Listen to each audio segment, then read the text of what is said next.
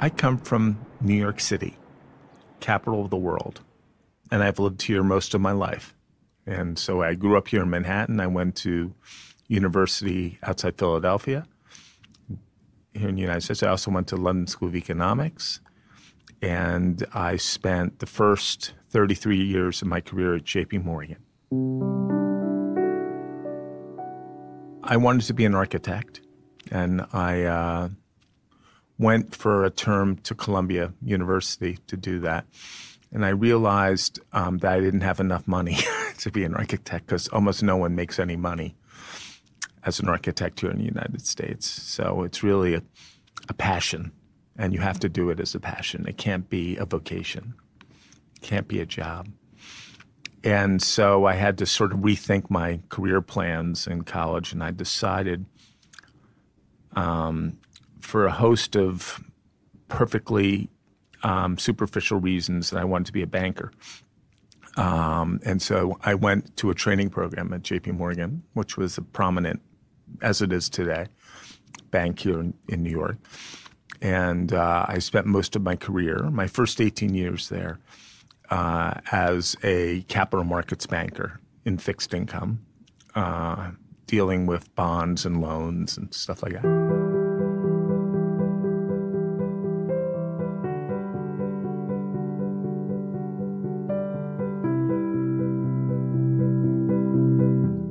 And I think the big change in my life and my career occurred when my firm was bought by another firm.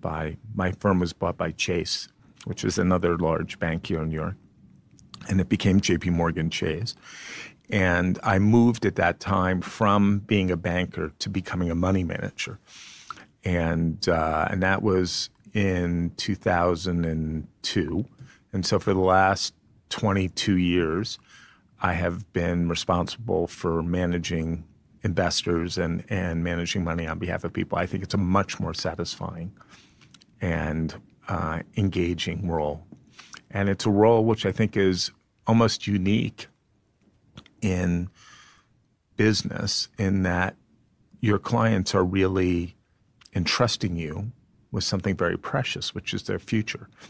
Whether it's their retirement, their children's education here in the United States, whether it's a wealthy family or intergenerational wealth, or a university or a hospital who needed to have their endowments managed. And that's an enormous obligation. And I don't know another role where people entrust so much to certainly anyone in finance. And finance doesn't have the reputation, at least here in the United States, as being the most honorable of roles.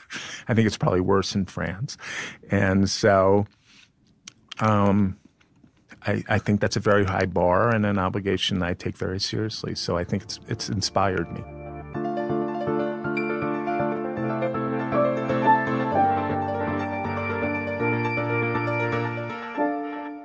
As an American, I grew up and was educated here with limited exposure, which is quite common for Americans, to the world outside.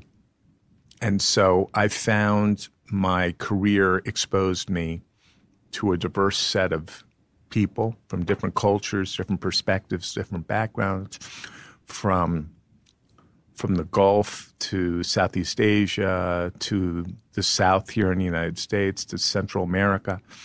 And I found it incredibly enriching because I've learned so much through that, and those perspectives inform how I view the world today.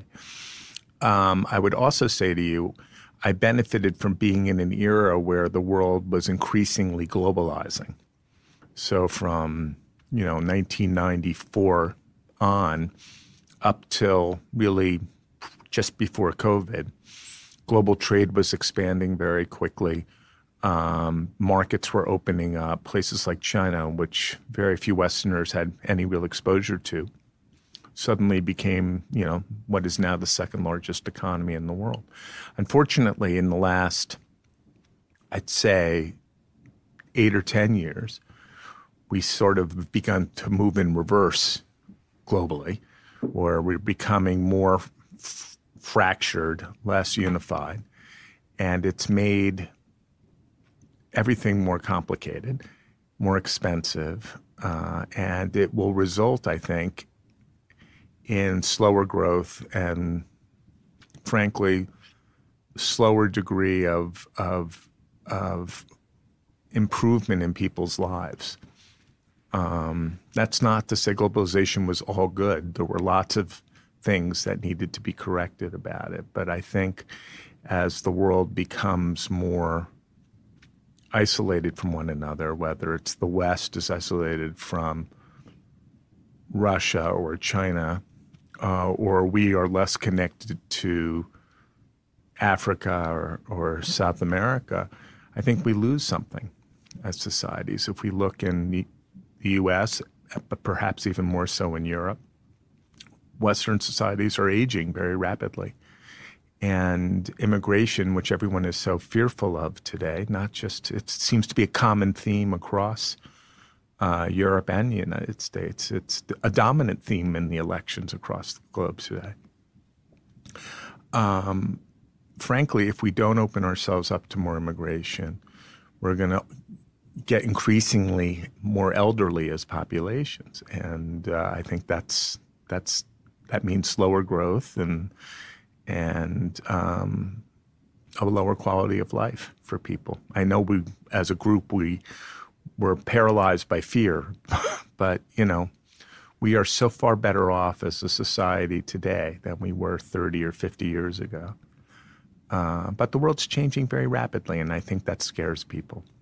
Whether it's global trade, whether it's the advent of technology and artificial intelligence, I think people are fearful as to what those changes portend personally and for society. And I think as a collective, we were more embracing of change before than we are today.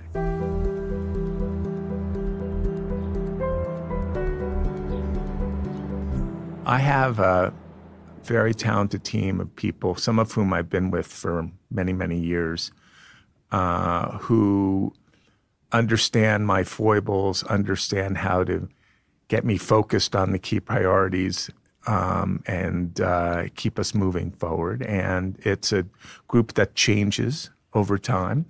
But we have a very small leadership team here at AllianceBernstein. There are 5 or 6 of us who run this firm day to day.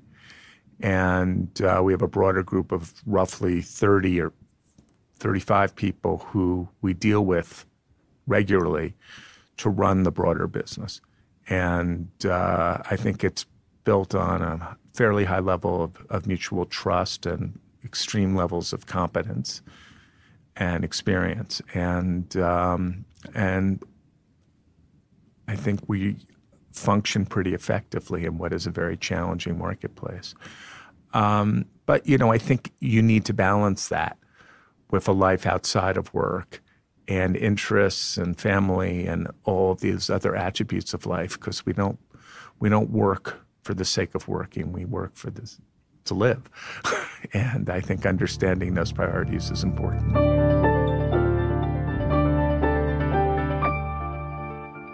Trust is central to what we do because our clients are entrusting their wealth to us, their savings.